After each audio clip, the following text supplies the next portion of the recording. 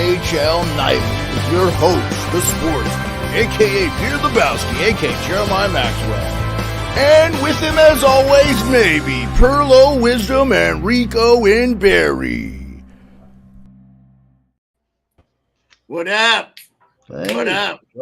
How's it going? Welcome to NHL Nightly, sponsored by Fans First Sports Network. We're going places, moving and shaking. This is episode 13, Lucky 13, IAF. That might be my buddy in Colorado. I'm sure he's not happy with his Avalanche performance tonight. I don't have the scoreboard up to date. I will not have it tonight. We just ran out of time. Stuff happens. I'll try to update it as the show goes, but we have a ton of stuff, so I'm going to show the NHL's I'll show the NHL's website. Salty, thanks for being in, our mod Salty. Yeah, both your teams played like crap. I thought the Red Wings were going to get back into it, but the Jets were playing with heavy hearts. It was a good game. I feel like Detroit could hang their hat on. They gave it a good effort, but tried to watch as much of that game as I could. Final score, Jets 4. I hate hockey right now. Yeah, dude, the Avs laid an egg against Pittsburgh 4-0. Sure would have been nice to see Pittsburgh get the crap beat out of them by the Avalanche. And the Avalanche been looking really good, so hopefully that doesn't give Pittsburgh momentum. I really want to see them be a dumpster fire the entire year, just like the Edmonton Oilers. No offense. I just root for these stories when things are supposed to be the way everybody thinks them they are, and they're not. So it doesn't matter who the team is. If a team's supposed to be really good, I kind of root against them.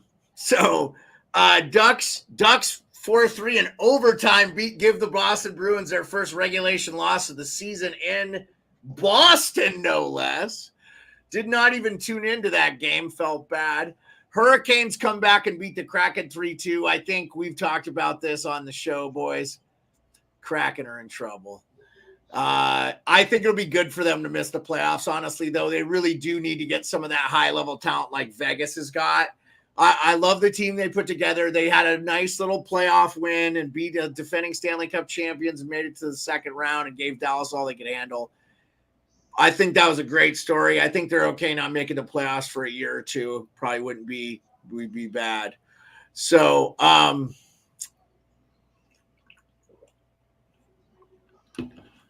Jets beat the Wings 4-1. We were talking about that with our friend Salty in the chat. Blue Jackets were up 3-1 in the third, and the Canadians came back and won an OT. So that's a heartbreaker for the Blue Jackets, because I do think they think they are a playoff team, and I'll be honest with you. And the Penguins don't look good. The Capitals don't look good. The Devils are good, but the Capitals just beat them, so they're kind of a 500 team right now. It looks like nobody's going to run away with the Metro. And Blue Jackets, if they stay in the mix, not out of the question.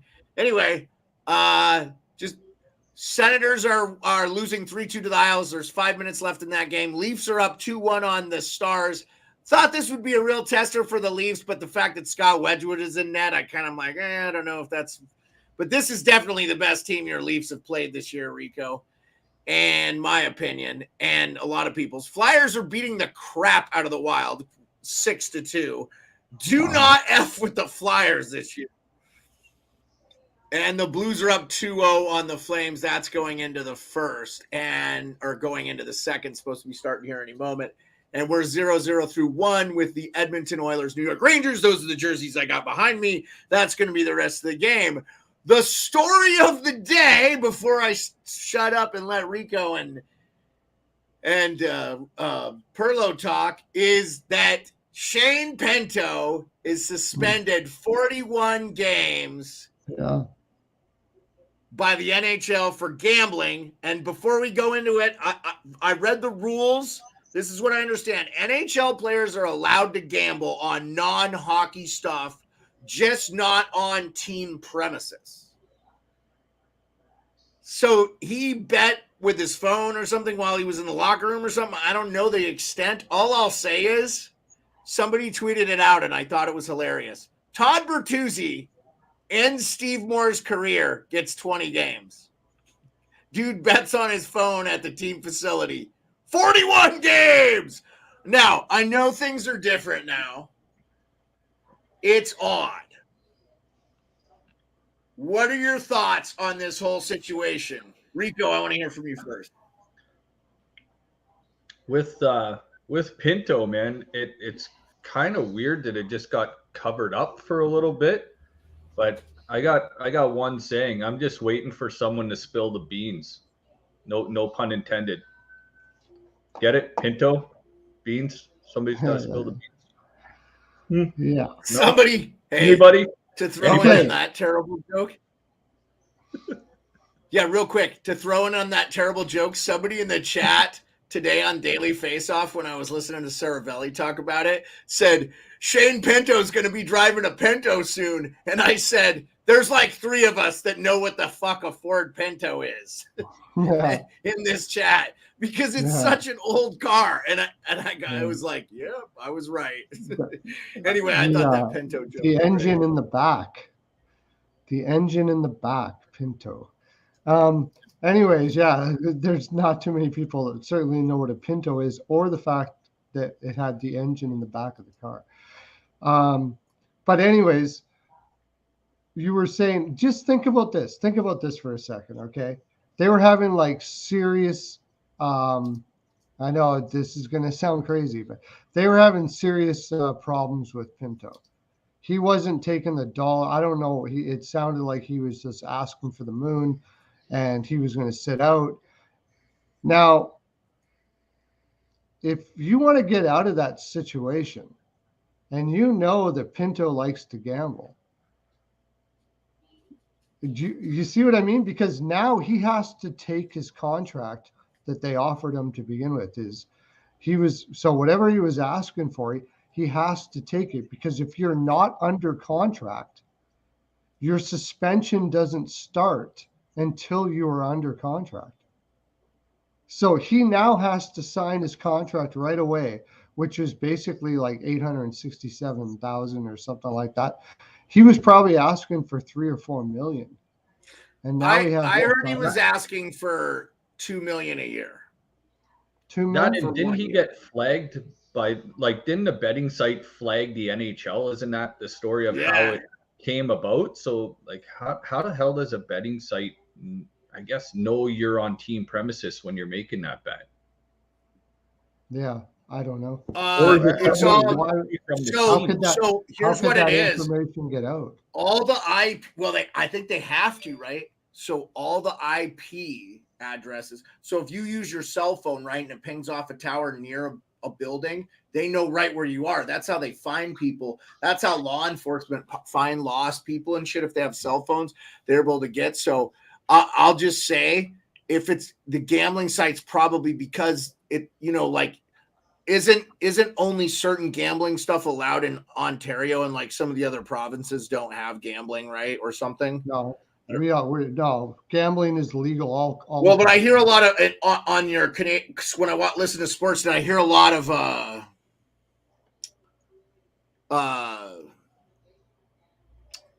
in Ontario only contests and bets and stuff. Bet365 in Ontario. No, you can bet. Okay. All gambling is legal here in Canada. Okay, so yeah, it's not that way in the States. Obviously, there's still like half the U.S. hasn't legalized sports gambling anyway, which they're supposed to. Because the Supreme Court said, it was legal. I just think that they're obligated to tell, because they don't know if the player's going to gamble on like team, like NHL stuff. I guarantee if it was hockey, they just ban them, because they're not going down that road. Like the NFL hammered a bunch of guys for gambling, and they weren't gambling on NFL games. They were gambling on other stuff like NBA and stuff. So yeah, gambling acts track your location if you're in legal gambling area. This is from my buddy Darren Ogle in Jefferson County, Colorado, right side of Denver. Season ticket holder for the Avs. Darren, if you want to come on, give me the thumbs up and I'll throw the link in, or I can text it to you.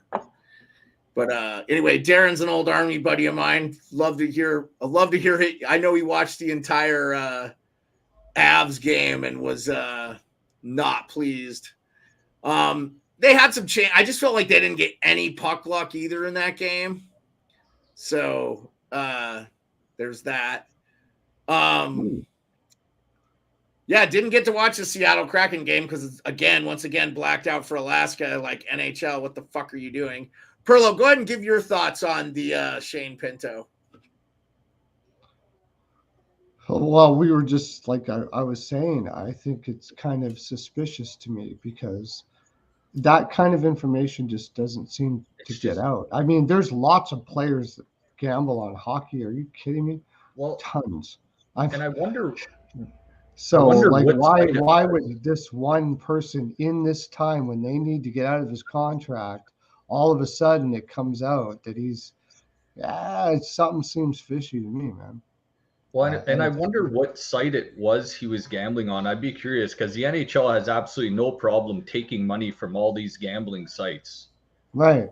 You know, and then with no evidence that he bet on NHL games, you know, something just doesn't add up. They said right away it was not hockey games. Like they said it right away. So, but here's the thing too, bro wasn't playing. So I feel like if he was betting on hockey games, like, who cares? Like, he's not out there. He can't do anything. Exactly. Like, but, oh, hey, here we go. This is my buddy Darren. I'm bringing, hey, ladies and gentlemen of the Fans for Sports Network and NHL Nightly, I give you Darren Ogle. What's up, Darren? Can you guys hear me? Yeah, got you leaning with Charlie, brother. Holy shit, this is my first time ever anywhere on TV, anything. Love the jersey. Look my cherry. Yeah, dude, I love it. On a night that the Avs were broke, they they looked like a dancing team out there. They just couldn't. They were uninspired. It was painful. Yeah.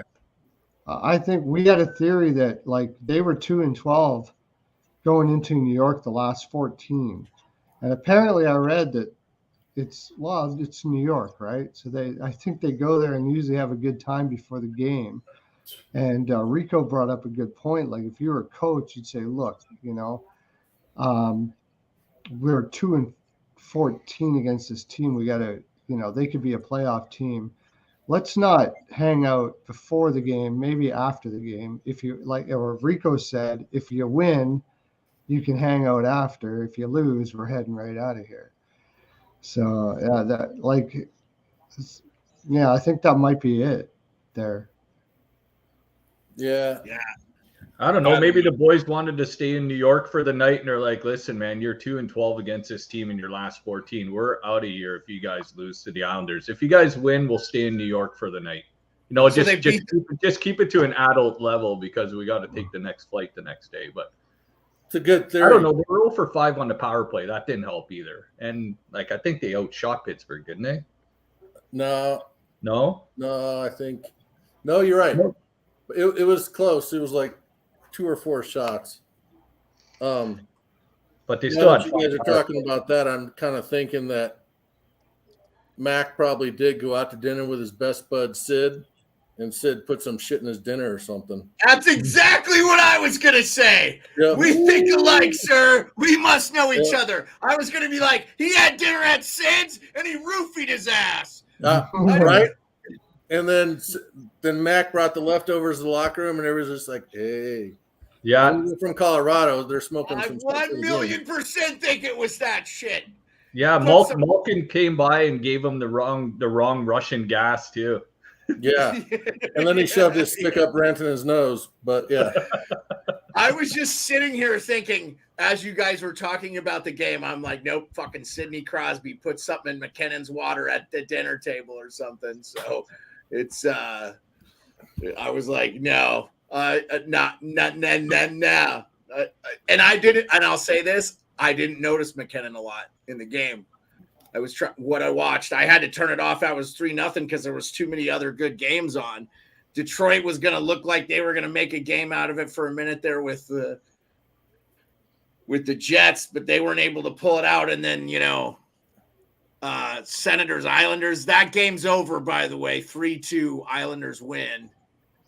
Blues are still up 2-0 on the Flames. Wild got their shit pushed in by the Flyers. Dude, the Flyers might be a playoff team, man. Dude, I'll tell you right now, if the Flyers make the playoffs, their executives are just like, no! Like, you can only get lucky for so long.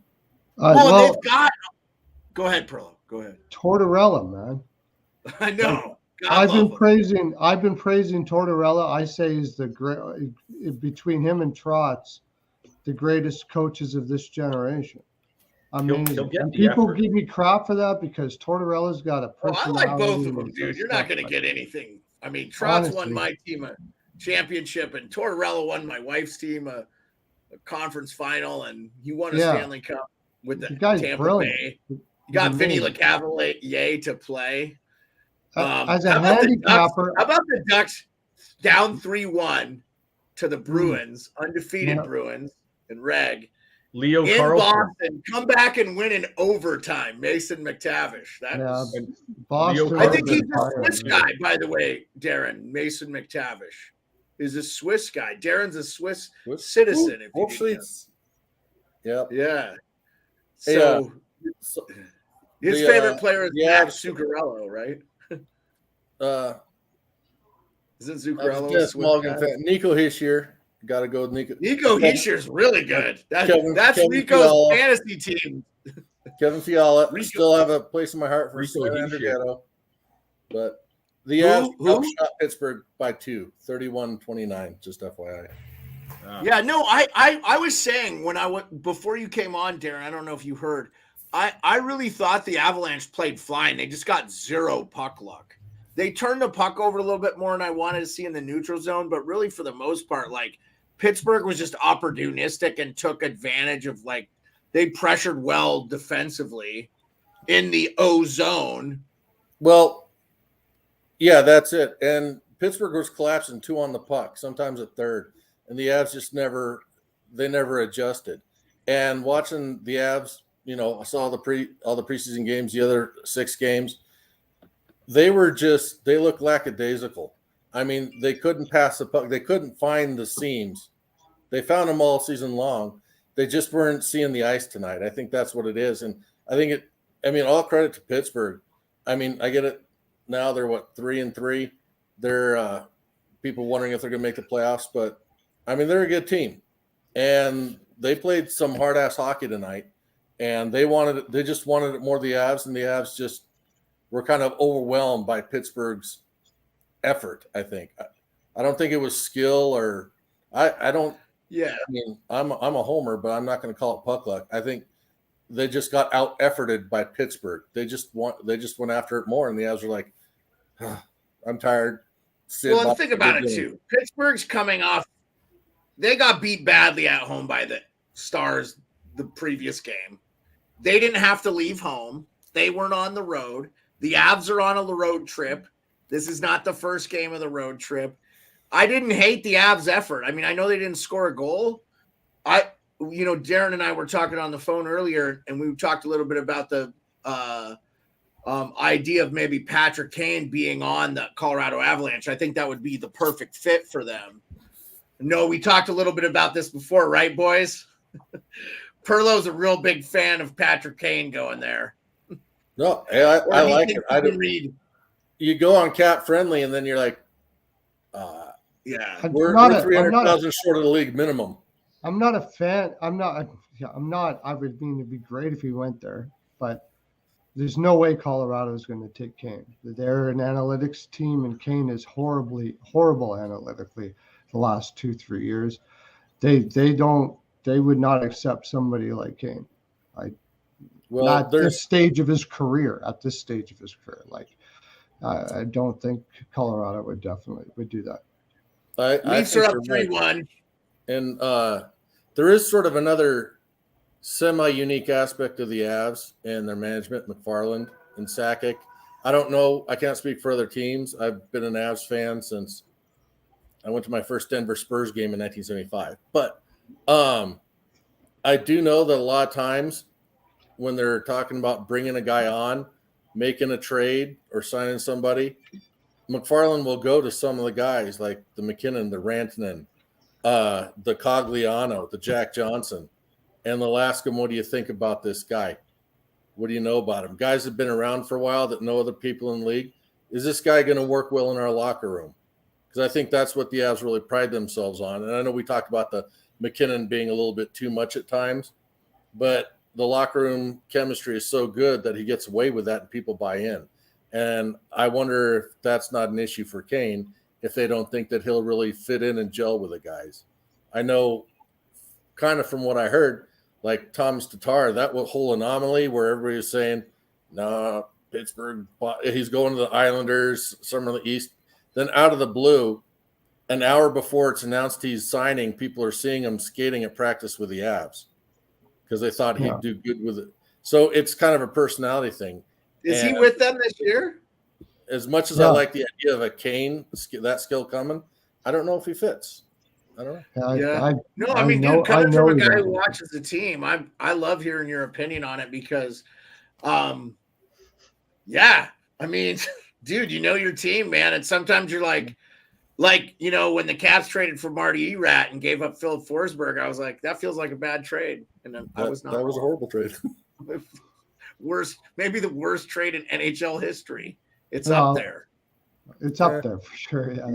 It's up there. That was a bad one. Yeah, that was a pretty smart general manager that made that move too.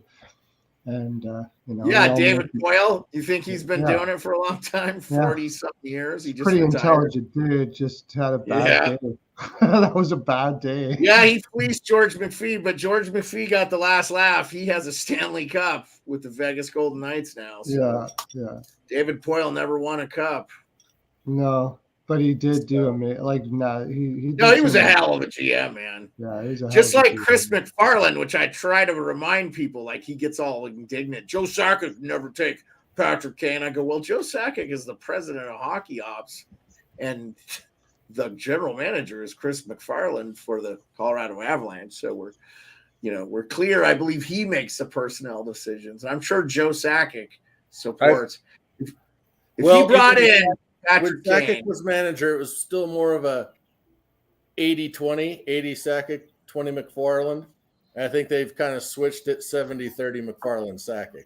Don't think that Joe doesn't have a say, and don't think that McFarland didn't have a say when Joe was GM. So I think we're still. No, I mean, I think a lot of people thought McFarland had a lot to do with your drafts. Yeah. Wasn't he the guy that? I mean, I remember when McKinnon got drafted, everybody was saying Seth Jones was the number one pick. And the pedigree was there. Shit, man. And he was from Colorado. Yep. Like Eddie Popeye Jones was his dad. He was a basketball star, if you guys don't remember. But so Seth Jones, like coming from big stock. So anyway, we're getting Twitch spam, man. I love it. Hey, I got one question for you guys that I kind of wondered for a while. Go ahead. What's the deal with Calgary? They should be good, but they can't get their crap together. Hey, Perlo, you want to take this one, Perlo? Well, I'm pretty sure you're going to go to me on this one. Yeah, I want you to do it. Perlo's in Edmonton, by the way. Rico's in Barrie, Ontario. I'm in Edmonton, and I'm in good old Anchorage, Alaska. They have that Kachuk trade killed him, man. Yeah. Not Goudreau, Kachuk. That killed him. Huberdeau is just absolute ditz. He's a wonderfully talented guy, but he's selfish as hell. And they paid him $10.5 million, and it's going to be the Huberdeau show there. No coach will be able to rein him in. They couldn't rein him in before, and they're not going to rein him in now. That is just absolutely terrible contract that he'll never ever in a million years live up to that contract. It looks a lot better than Darnell Nurse, but just saying. No, I'm gonna go. No. I'm gonna The be Rick Darnell from Nurse Red Deer. contract is way better than that Huberdeau contract. That's bad. I'm gonna be Rick from Red Deer. What did we talked about? What did you, Darren? I don't know if you happen to hear what Zadorov said. Did you hear what Zadorov said? Missed it. Zadorov was a former Av, so I'm sure you'd like him. Yeah. Yeah, that's true. Yeah, this is good too. Yeah. So Nikita Zadorov said the main thing is we're just not working as a unit. He tells reporters, we have too many individuals playing as themselves. We have to figure out if we want to play as a team or play as our own guy. We're only 6 games into the season. We're already trying to figure out who wants to play for who. It was poignant. I dug the shit out of it. I obviously am a closet Flames fan. My family, I got family from that area and stuff. So I just, Calgary's always held a special place in my heart. That's a beautiful area of the country. It's sad, man. They're in a bad shape. I was just expecting more out of Calgary, but something's wrong. I heard Noah Hannafin wants out. Yeah, so that seems to be recently. Elliot Friedman's reported that they're starting to look good on re-signing. I think Daryl was a problem for a lot of the. He just had, I just think I love Daryl. Perlo will tell you, we both thought if he would have, I don't know what the hell he was doing in that Edmonton series. I just thought Calgary 2 years ago was primed for Bear to win the Stanley Cup. They just felt like a Stanley Cup team. They had grit. They had good defensive depth. They had Markstrom. We expected him to be good every year. I actually feel like Markstrom has not been the problem this year for them either. He's actually played well in the games I've watched. It's just they're not playing well defensively. And they're not getting secondary scoring. I think once their young guys get their legs under them, they're going to be a little bit better off. But yeah, I'll say this though. It's Edmonton I'm concerned about.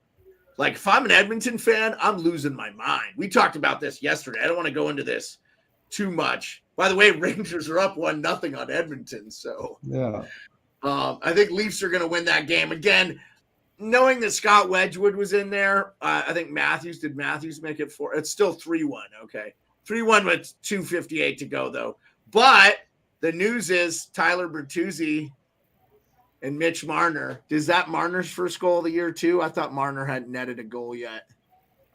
And the Rangers' goal scorer was Adam Fox. Yes, fantasy. I've got Adam Fox on my fantasy team. So, by the way, I'm facing you this week, Steve, and I'm stomping the shit out of you. I have a horrible team, dude. I'm like 40 points ahead of you already. I didn't even know how to work the phone and stuff, and I was like, all right, whatever, dude. Excuses. You've had plenty of time to fix it now. Yeah. If you study analytics, you can figure out fantasy. Well, Darren, you don't have to hang out, man. I really appreciate it. We're going to hang out probably till the end of the Edmonton Rangers game. So this could be a long podcast.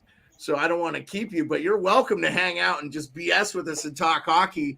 I'll do that. Later, I'll take all.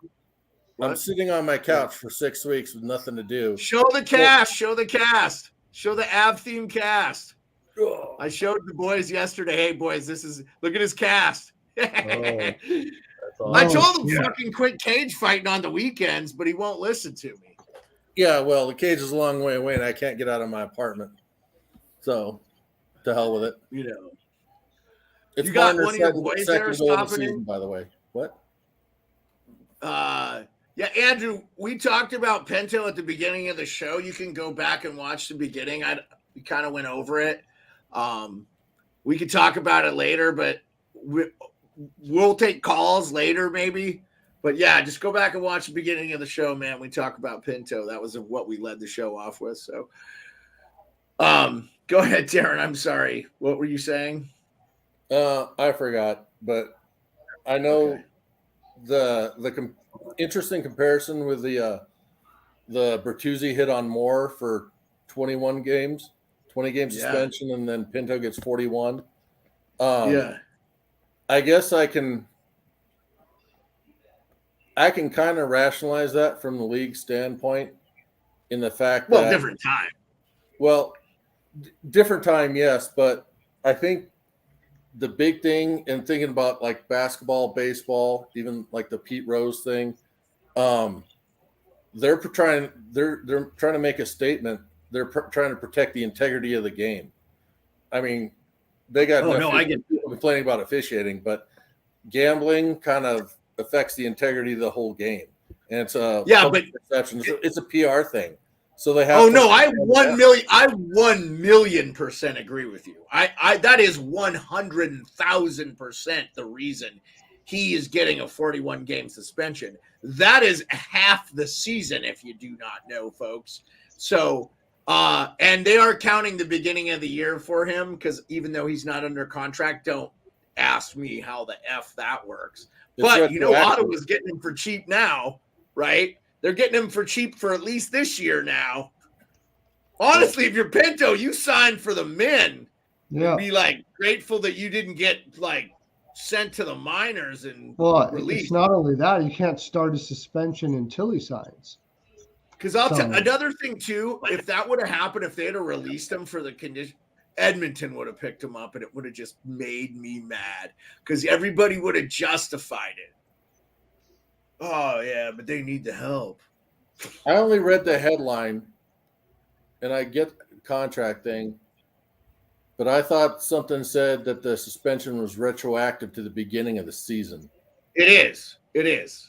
That is true.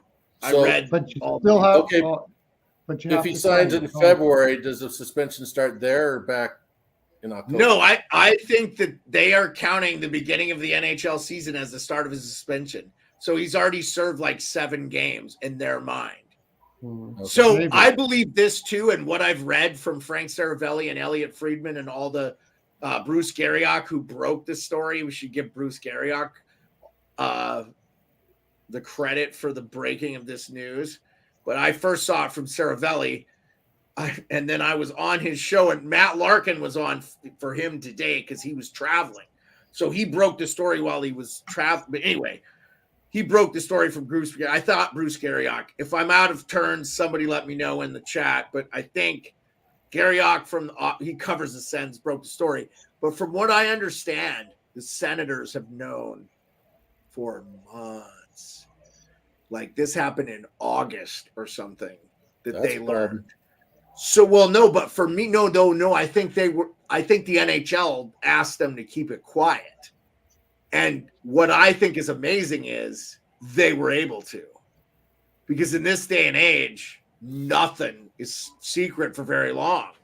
Like we know when what Mike Babcock's doing, yeah. So I think Pinto was also grateful, from what I understood, to the Ottawa Senators for keeping it quiet. So, because the fans were like screaming his name at the game the other day. We want Pinto. Did you not hear that in the Ottawa game? So, yeah, I mean, I could hear him doing it. And they kept showing Dorian throwing a coffee. No, just kidding. That's one of the greatest memes ever is Peter Dorian throwing a coffee up against the wall. So, real quick score update, and then I want to hear we'll talk a little more games. This Edmonton game I have to make sure we're 1-1. That's or 1-0. We're halfway over. Jonathan Quick looks good. He's got mid-playoff beard. Blues are beating the Flames 2-0. I don't know what to make of the Blues. Where are we at on them? I haven't gotten to watch a lot of them this year. How are we feeling on the Blues? Leafs are up 4-1. I don't think there's much there. What do you think, Rico? You got Way going out of the playoffs, right? Well, I'd say, yeah, I got St. Louis going out of the playoffs. I mean, who scored tonight? Kapanen and Nick Leddy. I mean, that just goes to show that Calgary is a complete mess right now. This was a must-win for this team tonight. If there was a must-win on the season, it's tonight for Calgary, man. And they're getting shut out. And they're getting outshot. Dude, are you watching that game? You nailed it. Kapanen and Nick Leddy did score for them. I wanted to verify. I thought you were being hilarious. You were being accurate and hilarious. It's true. Not watching. I'm just keeping an eye on it. Yeah. Yeah. Yeah, Robert Thomas, man, no points from him. Kyrou blanked on the board, nothing from him. Kevin Hayes has an assist, though. See, man, I wanted Kevin Hayes. I was hoping he would sign with the Caps. He just feels like a DSP for the Capitals, Devontae Smith-Pelly. That guy got inserted into the lineup and the Caps win the Stanley. You just need those guys sometimes. They aren't the greatest hockey players, but they're smart. They keep the locker room loose. Kevin Hayes feels like Kevin Hayes is overpaid, though, is he not? No, now he's making nothing because he got bought out, right? Oh, that's so right. Philly bought him out. So yeah, they signed him for like $275 or something. Now he gets all his other money, but I'll look on Cap Friendly. But I believe he doesn't make shit. You know, well, the Leafs just sealed it 4-1. Johnny Tavares goal, empty netter. Yeah, I saw the empty netter. You guys, it was over though. The game was over. So yeah, Toronto. But Darren is not a big Leafs fan. He likes to root against them. In fact, I don't know. It's me and my kids' thing. I don't know where it came from. We're just used to. His boys play hockey too. Your one's still playing, right? He's playing comp, right? Yeah, he's a senior. He plays here in Colorado for Dakota Ridge. He's hoping to get a high draft pick in the beer leagues after high school, but he's having fun. Oh, he's not gonna go. He's not gonna go to college with it. Probably not. I love my kid, but he's not gonna play club hockey. Not gonna play club hockey, dude. Club hockey is like being in a fraternity. You were in a fraternity. Phi Gamma Delta. Darren's a Phi Gamma alum. Yep. Go Fijis, right? Most famous Phi guy. This I'm a good friend, and I remember this shit about you, Darren. Yeah. Most famous Fiji, Jack Nicklaus, right? Yep. Okay. See, look at that. Look at that, dude. Damn. Look at that. Jeremiah with a memory. That's impressive. For our age, that's really impressive. Yeah. Well, I'm not 50 yet, bro. Yeah, no. Oh, you kid. You're older. Hey, Darren. So Darren and I hit it off. He's from Colorado. He went to the University of Montana, which is about 60 miles south of where I'm from. So we immediately, if you know anything about Montana, you're good in my book. Like, we would get drunk in his room. I've got pictures here in the room. Somewhere I could probably pull it up.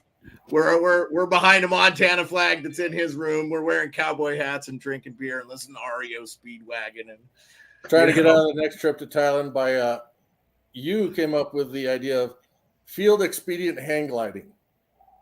Yeah. So not have to go to Thailand. Yeah. That was your idea. Yeah, making hang gliders out of ponchos. I never went to Thailand. I didn't go. I got my Thai jump wings. In fact, I got them right here. Here's the Thai jump wings. In fact, they're kind of Calgary Flames colors right there, the Thai jump wings. But yeah. So yeah, Darren and I I kind of consider him one of my better friends. And then he dated a girl that he eventually married, and that's who his wife's kids. That's your kids from your wife or former wife. Sorry, ex-wife. To bring up bad news. But you stayed in Alaska after you got out. Well, I never left after I got out. So, you borrowed my truck to drive up to see Dawn and Fairbanks, and I had your Bronco for a while. That's coming up on 25 years ago, dude. Dude, isn't that crazy? That doesn't even feel like that. Sometimes it feels like yesterday I got out of the 501st. Yeah. Yeah, well. So at least you're out. Yeah, it's all war buddies reminiscing about war stories. And we weren't at war when we served. We basically majored in. I always joke, Darren was in a fraternity where he drank beer and majored in beer drinking just to join the army and drink some more beer for another 4 years. You're right. We as a group were not at war, but I was at war with Jim Moore, who was in our platoon, the biggest diehard Red Wings fan. Rico is a Red Wings fan. Yep. Those were brutal times. The late 90s. Yeah. Between me and one other guy. This guy lived on the floor. So Darren lived down the hall from me this way, and Jim lived across the hall from me this way. And Jim would always have his door open, cranking music and playoff hockey was a must. Everybody on our floor were all diehard hockey fans. So Jim is from Flint, Michigan. He's from there. He's not a bandwagon or anything. He's a Detroit guy. Like, that's the team he should root for. And the Claude Lemieux, the night and the all that stuff was going on. The Claude Lemieux, Darren McCarty, that is the greatest. I mean, I love that era. It was so, and I didn't really have a dog in the fight. I mean, I was probably rooting for the Colorado over the Red Wings just because the Red Wings had won and Jim was an ass. And I like Darren. Like, we've been buddies for a long time.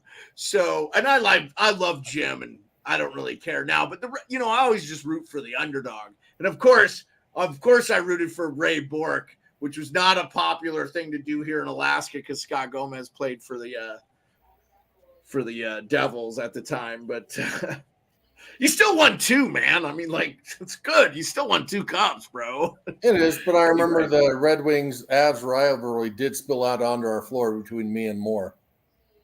Did you guys get in into good friends, fisticuffs? by the way? But yeah, huh? Did you get into fisticuffs with him? No, we rolled around on the floor a few times. Yeah, but that was just fun. That was just more, barracks wrestling, right? Yeah, that was all good because fun. of the Red Wings and Avs. Those were so good, man. And I just remember just enjoying that. I don't remember you guys being real. It was all tongue in cheek, but it was there was some vitriol spilling into the hallways, man. And, alcohol was a big part of that too, but still just good times with that. I blame the Red Wings. I actually miss that the Red Wings aren't in that conference anymore. I wish they would just do away with the conferences, boys, and go to these regional teams, because Colorado, Detroit should be in the same division. It just needs to happen. It's too good. Yeah. It's too good, man. And you can't tell me. Now, I know Boston, Montreal is a good one, and, Boston and Toronto or whatever, but to me, that Red Wings Avalanche will be the best rivalry in hockey forever and always. That was so good, and I hope it gets there again. They just need to figure it out. So, Ed Salty says he misses playing the Hawks. So, by the way, my mod Darren he's a Wings and Avs fan. So yeah, I saw that. Salty Avs. But you know what though? These young kids, man, they weren't alive for it now. A lot of them were born in the 90s. So they never even saw it. Oh, you guys remember the Avs Red Wing stuff. Oh, yeah, Rico. He's a huge Yzerman fan. Yeah, man. I was born in 79, man. Like, I wore Yzerman. I was at the 93 Leafs playoff game against Detroit. I attended the game in Toronto. That was the series Borchevsky ended it. And that was the first Leaf game back home. I think it was game 3. And it was amazing, man. I had my Yzerman jersey on. I was a little kid. Like, I'm born in 79. I was 94. So, yeah, it was unbelievable. I was a Wings fan growing up my whole life. And, like, when Shanahan and McCarty and just – I wish I had a doll with pins – put needles in, like a Claude Lemieux doll, man. Like, I was just that guy. You made a lot of money selling that back then. I know, and he was so elusive. He was so elusive, man. He would get away with so much. And dude, if I lived down the hall from an Avs fan, I'd probably be rolling around the carpet with him too, man. Been there. It was great, dude. I bet you would have. Rico and I have the same there, by the way. That's one of the reasons why Rico and I kind of probably connected, is because Stevie Yzerman is, to me, the greatest male human on the planet. I'm a huge Yzerman fan. He's my favorite all time. So, and I've never been a Wings fan, but Stevie Yzerman was the shit. Well, is he still the shit? Is the Yzer plan going to work out? I think it is. I think it's looking real good, man. DeBrincat was a nice piece that they unexpectedly. I don't think they were prepping for that. Like, and it's made all the difference for Dylan Larkin this year. They lost today, but you know what, man? Jets are playing with heavy hearts. Rick, again, shout out to Rick Bonus's wife. She had a seizure and he's staying. I guess she's home now, and that's good news. I heard that today on the broadcast. But they said Red Wings had 36 shots on goal. Also, we forget too, like, I said earlier to Darren Ottinger, probably the best goalie in the Western Conference. I still believe that. But, I mean, Hellebuck's no slouch either. He's won the Vezina twice. So it's like we kind of forget. Also American, just a hell of a goalie. He is. I'm surprised he signed in Winnipeg. I got the vibe he wanted out of Winnipeg. Then he goes signs for 7 years. Took me by surprise. $8.5 million reasons he signed in Winnipeg. He ain't getting that on. I'm telling you right now, that's the last goalie we'll ever see get that kind of payday. Until the cap goes way up, I think the top end goalies are going to make $6-7 million. That's going to be the top of the thing. I think an average of $3 to $5 million is what you're going to see, because these teams are going to platoon goalies now too. They're showing like when the Avs won, they don't consider Kemper's. And I heard some people dogging Kemper. I don't know, man. He didn't play last night. We won, but like, I don't know. He just had a kid, man. Like, I'm going to give the guy a pass. Plus, I hope the Caps are terrible. Let's get there's some young talent coming up. I wouldn't mind number 1 overall. And, Seattle needs to get some talent back in their lineups. They're still too young. They're probably 3 or 5 years away to being a real good team. So they need to add. And we know what San Jose is. I mean, they're in the midst of a full-on rebuild. So I'm gonna drop. They're a pretty good AHL team. Yeah. There's AHL teams that would be. Oh, you're talking about? Hey, but Mackenzie Blackwood, bro. That's another guy. That one game where Colorado was playing him and they were winning 1-0. The Sharks and Colorado was. I watched the game, and Colorado was just. I think they had like 75 shots on goal by the end of that game, dude. It was ridiculous. You know what game I'm talking about, right? Yeah. Oh, yeah. Yeah. And they won. Colorado won 2-1, but it was ridiculous. It was literally like, this was like Colorado was this wave that would just go into the ozone and they wouldn't leave. And they just were and they couldn't score. And it was like, I was like, oh my God, this is like the longest power play, except for it's not a power play I've ever seen. It was like NHL 22, yeah. Yeah, it was some EA Sports stuff there, yeah, for sure. But I think goalie's really only as good as the D in front of him. I mean, look at Gibson. And now you're talking about Blackwood. You can get one of those games and just have night of your life and stop 70 shots. But over the course of a season, you're only as good as the defense in front of you. And I'm a Kemper fan, but was he worth $5 million? Whatever. The Caps needed him more. I feel like the Caps felt like they needed him more. They did, but I mean, he's good, and you can't really take anything away because he's got a Stanley Cup. He won a cup, got it. But he's a function of the defense in front of him. He had a really good D. Gibson's really good. He doesn't have anyone in front of him. Yeah, I think John Gibson is one of the most underrated players in the NHL. Yeah. In fact, I would love to see him on the Colorado Avalanche. That year that Colorado won the cup just recently, they had only I think they only had 2 players on the team. I'm an analytics guy. There were negative defensively. And forwards and see, the thing is their forwards were great two-way players, most of them.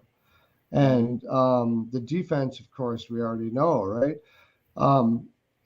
That's the reason why you don't need the goaltending if you build your team like that. Like a team like LA, if they think that they're going to win with Talbot, not a chance. Not the way they play.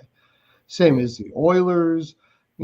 Those teams need elite goaltending because they play a terrible man-on-man or hybrid system, and it doesn't work worth a damn.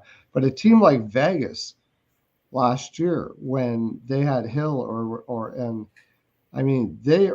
Thompson. Stone is one of the best two-way players of this generation. And then you got Eichel, who's above that. Like their whole team was. He's not above average. He is so good defensively. I watched him this year and for his offense. And I just vividly remember, again, I repeat myself a lot on this show, but we always get new viewers.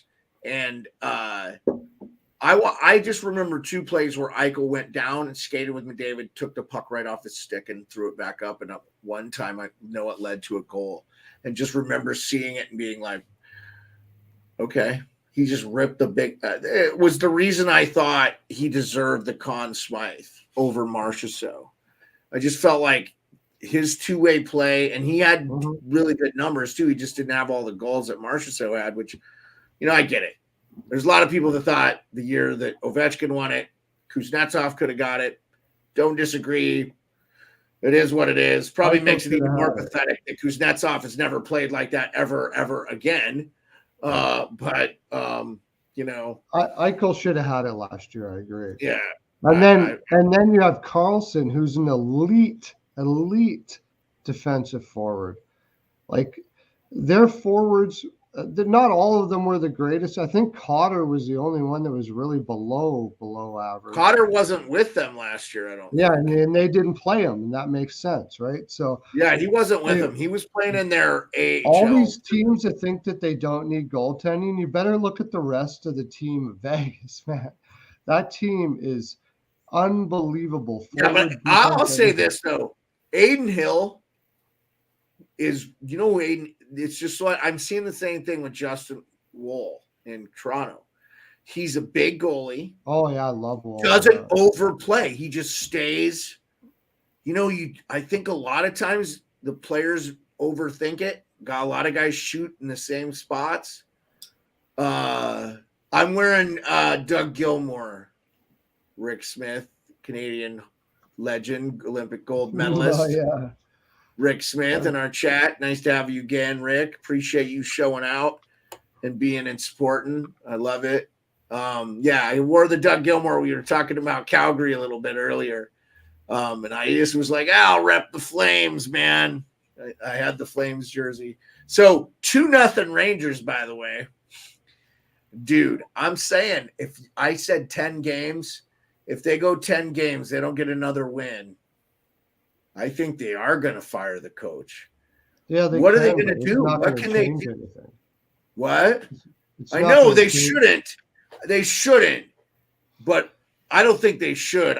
Look, Edmonton fans, don't get mad at me. I don't want them to fire Woodcroft. I'd like to see the guy get a chance. But Edmonton has gone through. At what point do you say, is it the coaches or it's the players? At no point before at least 10 or 15 games. And especially if you got McDavid, I don't know. He's out. He's out, by the way. And I He's think only they're out for a week or two, though. Okay, but I think they're underplaying it. I think I'm an Oilers fan, by the way. I live in Edmonton, and I'm an Oilers fan. And this team is going nowhere. I don't care if you got McDavid. I don't care if you got Draisaitl. He's not. They have been playing this system and beating their head against the wall in this stubborn old school nonsense that you got to play like it's 1985. And you're not going to win in this league. I don't care who you have on your team playing like that. I don't care. Well, we just do this too, Perlo. You brought up, and I should have listened to you on this more. I should have given you more credence on this. You brought up the Seattle Kraken and their shooting percentage being the best in the league last year, and that just never repeats. So I just have to say, I 1,000,000% am now on board with you, and this is what I have to say about the Edmonton Oilers. There was no godly way they were going to be 40% on the power play forever and ever.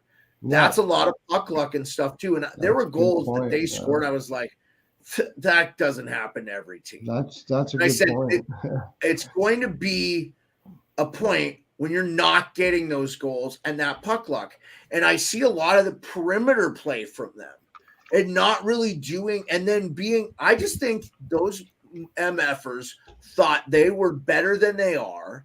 They went in and everybody else is like, oh, we saw 18 out of the 20 Sportsnet experts pick Edmonton to win the Stanley Cup. We're bringing it to Edmonton like they're the Stanley Cup champions. Oh, yeah, you're going to win the Stanley Cup? Well, maybe no, because we're going to beat your ass in the regular season. And they're losing. Look, they're losing to better teams. And I can't wait to watch. Isn't it next weekend? Rico's back. We get Rico back. Isn't it next week that we have the Heritage Classic?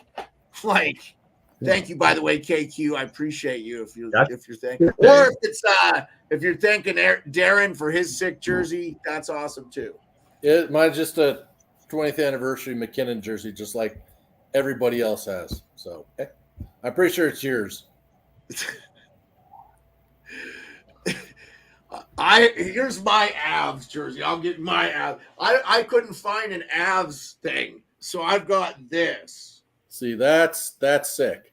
Joe Sakic, Nordiques. Oh, I like this one. Yeah. I'll wear that one to the game, man. But I still want to get him I'm going to try to go to a game next year with Darren. It's a write-off for the show, baby. Going to games and stuff. So go visit my friends and sit with them in his season tickets. Section 234, Ball Arena. That's right. That's awesome, dude. That's mid-level, right? Yeah, that's the club level. And right behind us, our section, that's the gyro stand. Great gyros. Nice. And a very big bar. So, yeah. Now I'm starving for Eros. Okay, real quick. What says hockey more than gyro? I know. Real quick for the fans in the chat, I'm just going to recap the scores because my lazy ass didn't get the scoreboard up today. And I'm sorry. I couldn't type all those emojis. Perlo was in here early, bothering me. Ducks win 4-3 overtime in Boston. That's a crazy one. 3-2 Hurricanes win. 4-1 Jets beat the Red Wings in Detroit. Heartbreaker for the Blue Jackets, up 3-1, lost to Canadians 4-3 in overtime. Penguins manhandled the Avalanche. Wasn't a good game. The Lightning almost put a touchdown up on the San Jose Sharks at home in Tampa Bay in Emily Arena. Flyers went and beat the tar out of the Wild 6-2. I'm so glad I picked up Couturier. Nobody wanted him, and he was a hurt thing. I was like, oh, I'm going to get him, and he had a goal tonight. Senators lose to the Islanders on the Isle 3-2. Bor Horvat's finally getting going for them. Maple Leafs win 4-1. Rico's Leafs win 4-1. Mr. Viveros, by the way, was at the game. Hot Take Hockey was at the game. He's down in Texas doing some work, and so cool. He got to go to the game. Yeah, I was texting with him a little bit about it. It was pretty sweet. Okay, Blues, Flames, still 2-0 Blues. We got the whole third period there. Rangers are up 3-0 now. Your goal scorers are defenseman Adam Fox, defenseman Brandon Schneider, and Alexei Lafreniere. Oh man, Lafreniere. They really need him to get going this year too. I think he's doing really good for them this year. What do you guys have you seen him play? I'm gonna get some more water. Well, it's not surprising. I mean, the people have been putting way too much pressure on that freaking kid. He wasn't supposed to be the second coming of Sidney Crosby. He was a big kid with a good set of tools, but I mean, he had a lot to learn, and they didn't even bring him back to junior. So they've been working on the fly with him. He's going to end up being a really good player for sure. But the way they developed him wasn't probably very good for getting him for his speed of his progression. Isn't that a problem in the NHL? You just throw these kids right in. On the same line. What's that? Are they still playing Lafreniere with? I think. Are they still playing Lafreniere with? I think who was it? Kako and somebody else. I think. Is he playing with the same players as last year? Look it up. I think I'm looking it up right now. I don't even know why I haven't. Are they playing him on the right side? I'd be interested to see who he's playing. He's playing right wing. He's playing right wing, and I'll pull it up. I'll pull it up for everybody on that's in the chat.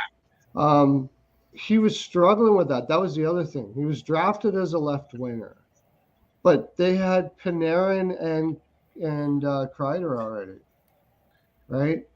So where is he going to fit?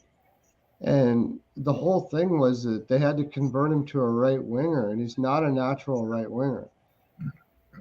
So he has that to contend with as well. They kept on putting him on the left, but really they needed him on the right hand side. And this year, it looks like he's catching on. And if he is, I mean, Well, it's Panarin and special. Cheadle are good line mates too. It helps to play with like Salty good Wings players. Naz fan called it the Panarin and Chittle line. Heedle. That's pronounced Heedle. Chief. Heedle, yeah. Philip not Heedle, I Denver. know. It's actually No. it's actually HTL, but he just says just a heel. Yeah. So So there's their power play, here's a question for you though. and there. So saying that, do you think he would have benefited from a year in the AHL or WHL? I yeah. do. Yeah, he should have, dude. He was No doubt not about it. ready to be in the NHL. But How he many was of these too kids good- that- how many of but he these was kids too that come good for in? junior. He Yeah. was too Well, good that's for the problem. junior. But here's the problem. I think with Alexei Lafreniere specifically, is because he was a number one overall pick, it's almost expected now that if you're the number one overall pick, you come and you play in the NHL. And that's not always the case. Sometimes it's better for these guys to go as Mhm. the bad thing is, I think Lafreniere might have been, if he didn't play in the NHL, he was going to play in the Quebec Major Junior League. What they need to do is change these fucking rules so these kids can get onto a professional team and play in the Always Hungry League instead of the Quebec, the CHL, man, or the US Development League. That's stupid. I'd rather be in college. Just go do college. You're going to play good talent there. You're not going to play too many games, so I don't worry about you getting injured. You're going to play like half of what you'd play in the NHL, but you're playing with men. I think it's better. I think college right now, and we're seeing it now a lot of great college kids now are coming in, and they're doing 1 year, but they're doing it and they're getting bigger. And I mean, I'm telling you, I think the college scouting is the teams that are winning the draft are teams that are scouting these colleges and getting these college players. Worked pretty good with McCarr. What? Yeah. Worked out good for McCarr. Yeah, and go back and do that draft over. He's not going number one. I had him number one. Who was that? Was that Austin Matthews draft though? No, that was Heischer. Heischer, I think, went before him, and then of course I love Heischer. I bet if you asked New Jersey Devils if they'd rather have Nico Heischer or Cale Makar, they would probably say Cale Makar. Yeah, I had Makar number one. I couldn't understand. I know he was in. It was a high school kid, but I mean, that guy was insane. His improvement was absolutely off the wall. Like I had him number one in that draft. Salty and says Patrick, whatever, Philadelphia. What he's like in Vegas now, and he's had a headache his whole career. Yeah, that's bad luck. Real quick, let me get what Salty says. Jeremiah, the other factor is how can it impact these CHL markets to bring in more people? I get that, but the thing is, there's always young kids coming up, Salty, to feed those CHL teams. They don't need a 19-year-old or an 18-year-old because he can't play pro because of the stupid rules. You have to be a certain age or whatever. And honestly, some of these kids, Lafreniere, in my opinion, shouldn't have played the first 2 years in the NHL. He just wasn't ready. Kakko is the same. Yeah. But Kakko was a number 2 overall pick. And the pressure – now, in fairness to Kakko, he was playing in the Finnish Elite League, so he was playing against men. But I don't think it would have hurt him to go back and play in the Finnish Elite League for a year. For sure. The Rangers rushed their rebuild, and then they got rid of Gorton, and we've talked about this. They've made some questionable moves, in my opinion. I think they've actually set their team back. And I think they regret that Panarin contract, too. I mean, look, he's playing second line, and you're paying him $10.5 million. Just wait to see what Laviolette does with this group, though. The guy's a freaking amazing coach. Yeah, he looks like he is. I mean, they're kicking the shit out of the Oilers tonight, 3-0. Not saying the Oilers they're off to a pretty good start for a team that seemed completely disconnected last year. And Laviolette's one of the best communicators ever.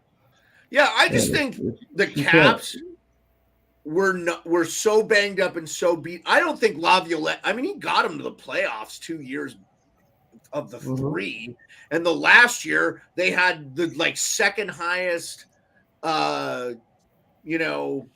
injury rate for any team. And I was like, all the fans were like, no, trade pieces, and we got rid of Lars Eller, big deal. We got rid of Orlov, big deal. You need to get rid of you needed to trade those guys. I actually liked what they did. I don't know about giving the first round up for Sandin, but I like Sandin on the Caps, and he was great yesterday against New Jersey. I thought I liked what I saw from him, and he always made a good play. I didn't see him make a bad play, so I mean, throw the second period out, but they looked so good in the first and the third. So, yeah, so Salty, he scored a goal tonight, so he's done well. That Perlo was talking about it earlier. How do you feel, Rico? Where do you think about Lafreniere playing the right wing, and what's your thoughts there? I think in a top 6 role, playing with Panarin and Seedle or Heedle or whoever his name is, I think he's a not bad two-way centerman. So it hasn't helped Panarin that much, it seems like, this year, but maybe Lafreniere on that team in the top 6. I think if you're gonna play him, might as well put him in the top 6. He's not gonna do anything on the third line playing with a couple other rookies. Keeping him away from Kako and whoever else he was playing with last year. I think 3 rookies on your third line wasn't working, obviously. So I'm glad he's doing well. And I know he could have used it, but I mean, the Rangers need to contend. They're a fringe playoff team. I don't think they could afford to send this guy down. I think they need help in that lineup. Oh, no. I mean, he's on his second year. He's on his second deal now. If he got sent down, he'd go through waivers. He's definitely he's an RFA, but he's on a. Originally when they put him in the lineup, New York was that fringe team that, they had players on their lineup and they needed him in their bottom 6. I think they tried to rush the rebuild. I think they got rid of Gordon and they tried to rush the rebuild. And I think it's not worked out. No, they got rid of Gordon, and I mean, Drury has made some horrendous moves. But the hiring of Laviolette is probably going to save them, because Laviolette's going to do. I was wrong. I picked the Rangers to miss the playoffs because I didn't think these guys were. No, he's been good for them. He's been real good. But I didn't think it was Laviolette. I didn't think these guys. I didn't think the Panarins and. They were going to. Well, the big thing with him, though, Perlo, too, is with Laviolette's style is he loves the D to jump into the rush, and quite frankly, name a more talented offensive D than the New York Rangers. Adam Fox, ridiculous. DeAndre Miller, ridiculous. Schneider, who had a goal tonight, is young and good. And I get Kel McCarr, dude. I get it. But offensively, none of your other defensemen scare me that much. The Rangers have 3 or 4 guys where I'm like, oh, they can. Trouba even can throw the puck in the net. I mean, and he's playing third line for them now. Saying Byron, Taze. Okay. No, I mean, I get what you're saying. McCarr is that, but I mean, hey, Adam Fox won in Norris. He's on McCarr's level. He may not have the goal scaring prowess and the speed. Obviously, he's not the skater that McCarr is, but he's maybe the best passing defenseman. He can send it, that guy. And, of course, American, I'm going to be biased too, but, didn't he go to Harvard too? Some people just have everything. No, I love Fox, but he's not McCarr. McCarr's. I'm saying there's 31 other teams that would take Adam Fox on their team. Fox is amazing, man. Fox is an amazing defenseman. Yeah. He's just not McCarr. Right? I get is it me or McCarr, but go ahead. I just think if you're comparing. Sorry, a quick one about the Avs. Is it me or does Sam Girard not look like the same player since he got injured?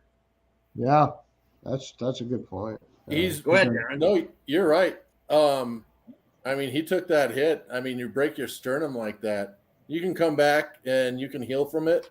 But I think mentally too, you get kind of gun shy, and I think he is kind of a half step back. He doesn't spin. He doesn't move like he used to. He still got it. He can still play. But you're right. I think he's not the same guy as he was before, and I think he shies away. At the beginning of the season, he's tried to throw a couple hits. I don't know how long that's going to last until he takes another big shot. I mean, the guy's talented. I think $5 million a year for him is a steal, but he's a small guy, and you can't. I mean, there's basic physics at work. Small guys are they're gonna get hurt if running into Jacob Trouba might kill him. Yeah, and that's just the way it is. And I hate to say it, but I think he's a half step back behind what he was before that hit. And that's probably more of a mental thing than anything. But how do you really fix mental issues? Gun shy. I know get back up on the horse, that whole thing, but you're right. That was a big ass clean hit he took. So I don't know. He'd still play on my team, but personally, I had to keep him on the third line and put Manson on the second with Byram, because when they're both healthy. Who are they? So Gerard's playing with Byram then? Yeah, right now we got Byram and Gerard as a second pair. But okay.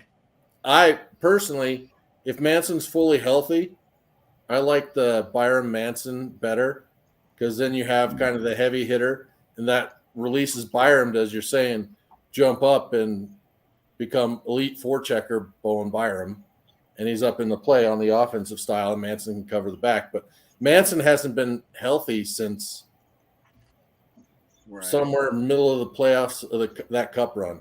He wasn't healthy last year.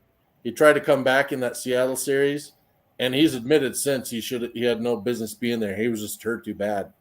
So, and I think there's still a little something lingering there. Not sure he's fully healed, but fully healed. Yeah, I put Manson there and put Byram in the third, because just as you said, ever since that hit against St. Louis, Byram's been 90% of the guy. He's never been 100%. Okay. He's a step back. I didn't want to gloss over this, but Rick, our boy Rick Smith, gold medalist in hockey, great guy. Always love having Rick in here. Rick said he had some hot takes. I was like, I'm trying to read this. He goes, oh, I'll throw it up on the thing. He goes, Makar or Hughes wins the Norris. And I go, which Hughes, Rick? Because, Luke Hughes looks pretty good at 20 years old. That's great. And he says New Jersey. He thinks Luke Hughes or Cale Makar win the Norris. Luke Hughes? Wow. What do you guys think? I definitely think Makar's winning it this year. But I didn't notice him in tonight's game much. Well, everybody's got an off night, and if he can stay healthy, yeah. But yeah, I like the Luke Hughes. That might be worth like $5 on FanDuel. That might be Rick, a good payout. Yeah. Salty goes, our boy Salty, can't wait for Nikolai Kovalenko to join the Avs. Oh, now we're talking next February, March. Yeah. Yeah, you think you're going to get him in this coming or next year? Is he in the KHL under KHL contract? And as soon as I think that finishes up March. So they can have him for the playoffs next year. Yeah, well, come back the end of the season, last few weeks of the season, and then get him for the playoffs. But what's the story there with them? What do you think? What's your thing? He's a sleeper low. What was he? 5th, 6th, 7th round pick? I forget. He was so far down there, and just a guy they took. And he went to the KHL, and he's turned out to be the Nathan McKinnon, Connor McDavid of the KHL right now. My God! Yeah, and so everybody. He plays for Igor Larionov's team. Salty's play. It says. Oh. Yeah. So and he's coached well then. Yeah. Who's this you're talking about? Sorry. This is Nikolai Kovalenko. Yeah. Nikolai. Oh, is that a relation or just no relation? He is a draft pick of the Colorado Avalanche. He's no relation to the previous Kovalenko that played in the NHL. Not that I'm aware of. I don't think there's any relation. Oh, Andrei Kovalenko, yeah. Andre Yeah. Kovalenko, yeah. Yeah, he might be his dad. Who knows? I'm assuming Kovalenko in Russia Probably is a pretty like the popular Joneses. last name, Yeah, like Smith in Russia. I don't know. Yeah. No, not quite that much, I don't think. But I don't know. We'll have to shelve the Kovalenko talk for a few months. See what happens. so Well, and dude, I mean, the big enigma is Matvei Mishkov. Like, he wasn't getting played. They moved him to the other team, and he's just tearing it up on the other team. So it's like, I don't know if he just didn't get along with the coach or whatever. But I wonder if they could get him. Did what's over, Andrew? 4-on-4 in the Blues game, still 2-0 Blues. Wow, they've held on to that one, man. I got Rangers 3-0, but that game's just started back up. Everything else, I think, is final, right, boys? We talked about all the other games. Yeah, we don't have to hang out for the rest of this Oilers game if you guys don't want to. yeah, actually, I gotta head out. I gotta be up. Kovalenko. Kovalenko was born in Raleigh. Maybe it is Andrei Kovalenko. Okay, well then that is a good ending point to the show. Then, if Perlo's got to leave, I appreciate everybody coming out for the evening. We'll play the outro. Thank you so much for joining us tonight. Have a good one.